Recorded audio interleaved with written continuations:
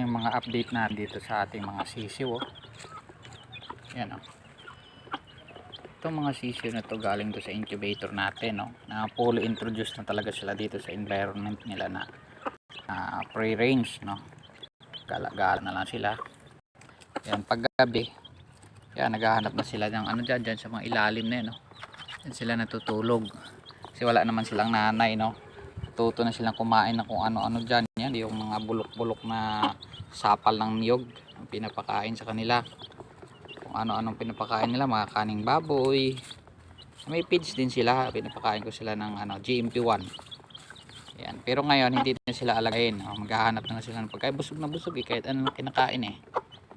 Ayan, hindi mo na kailangan ng nanay. Marunong na sila kahit gabi, marunong na silang hanap na sila ng matutulugan na nila.